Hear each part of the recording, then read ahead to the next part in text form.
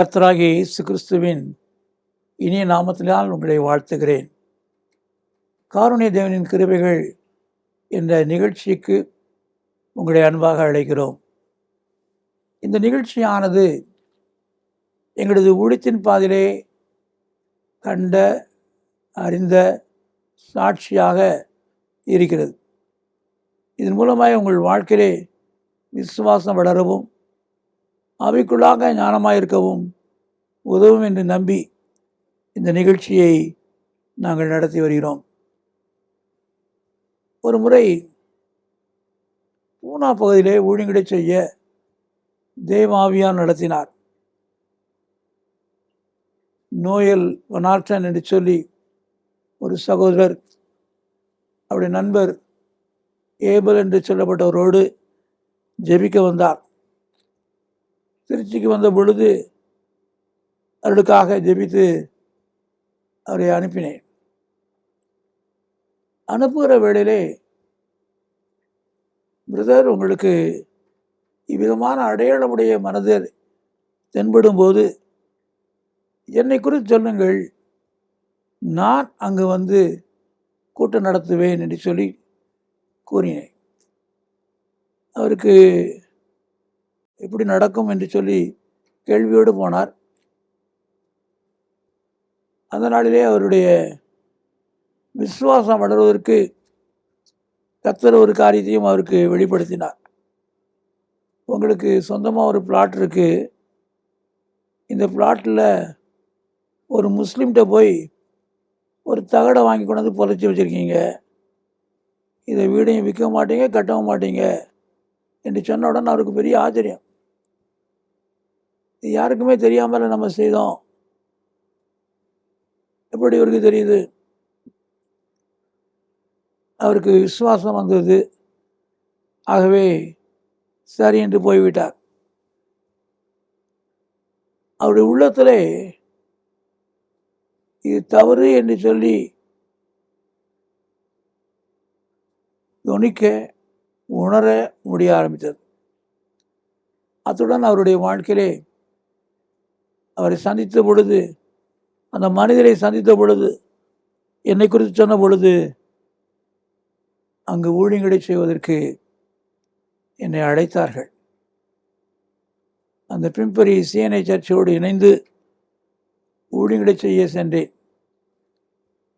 அந்த நாட்களிலே இந்த நோயல் மனால்டன் பகுதி அவருடைய வீட்டிலே தங்கினேன். அமிதமாய் தங்கியிருந்த பொழுது அவருடைய மனைவி என்கிட்ட கேட்டாங்க, எங்கள் வீட்டில் என் சகோதரர் ஒருவர் தற்கொலை பண்ணி கொண்டார் என்று சொல்லி மிகுந்த துக்கத்தோடு கேட்டார்கள். அப்பொழுது நான் சொன்னேன், இன்னும் 2 பேர் தற்கொலை செய்ய இருக்கிறார்கள், இன்னும் 2 பேர் தற்கொலை பண்ண இருக்கிறார்கள்.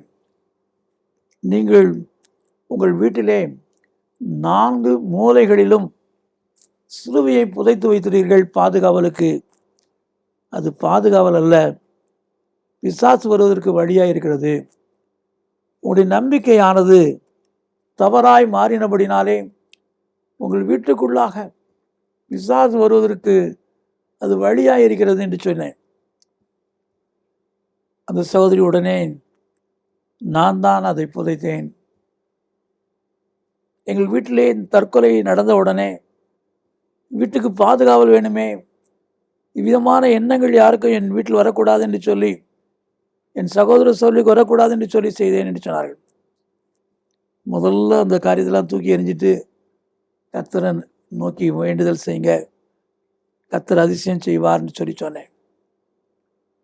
அந்த சகோதரி தன்னுடைய மற்ற சகோதரிகளை அழைத்த போது 2 சகோதரிகள் தற்கொலை செய்ய வேண்டும் என்ற எண்ணத்தோடு இருந்ததை காண முடிந்தது, உணர முடிந்தது.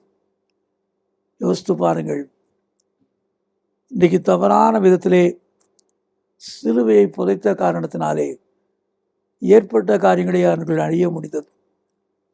இன்றைக்கு நாம் நம்முடைய வேதத்தின்படி சிலுவை குறித்து மேன்மை பாராட்ட வேண்டும்.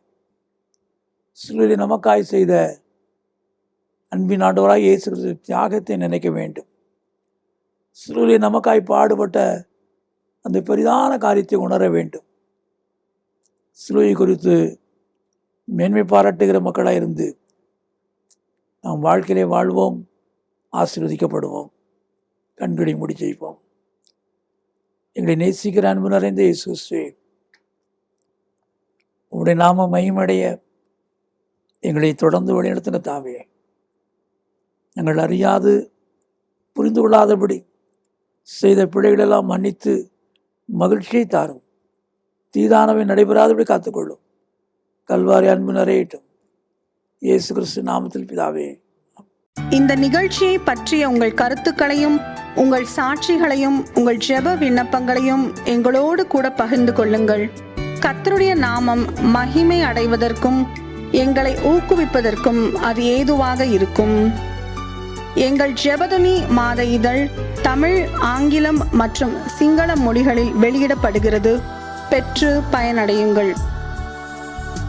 சகோதரர் அவர்கள் எழுதிய யார் என்னை விடுதலையாக்குவார், கர்த்தரை தேடுங்கள் என்ற புத்தகங்கள் தமிழ் மற்றும் ஆங்கிலத்திலும் வெளிவந்துள்ளன. மேலும் பாதைக்கு வெளிச்சம், ஜெயம் தரும் ஜெபங்கள் என்ற புத்தகங்களையும் ஜீவ கீதங்கள் என்கிற பாடல் புத்தகத்தையும் பெற்று பயனடையுங்கள். எங்கள் ஊழியங்களுக்காக ஜெபியுங்கள். ஒவ்வொரு மாதமும் 3ஆம் சனிக்கிழமைகளில் தோகமலை அருகே உள்ள இடையப்பட்டியில் விடுதலை ஜெப முகாம் நடைபெறுகிறது. பங்கு பெற்று ஆசீர்வாதம் பெறுங்கள். இதை குறித்து மேலும் அறிந்து கொள்ள எங்களை தொடர்பு கொள்ளுங்கள். எங்களை தொடர்பு கொள்ள வேண்டிய முகவரி: சகோதரர் சி. எபனேசர் பால், எண் 3, 6வது குறுக்கு தெரு, 5வது மெயின் ரோடு, ஸ்ரீனிவாச நகர், புத்தூர், திருச்சி 17, தமிழ்நாடு, இந்தியா. எங்கள் தொலைபேசி எண்கள் 0431 278 0938 மற்றும் 9842365132. எங்கள் மின் அஞ்சல் முகவரி prayer@jebadani.org. எங்கள் இணையதள முகவரி www.jebadani.org. Our contact address is Brother C. Ebenezer Paul, number 3, 6th Cross Street, 5th Main Road, Srinivasa Nagar, Puttur, Trichy 17, Tamil Nadu, India. Our contact phone numbers are 0431 278 0938 and 98423 Our email ID is prayer@jebadani.org. Our website is www.jebadani.org.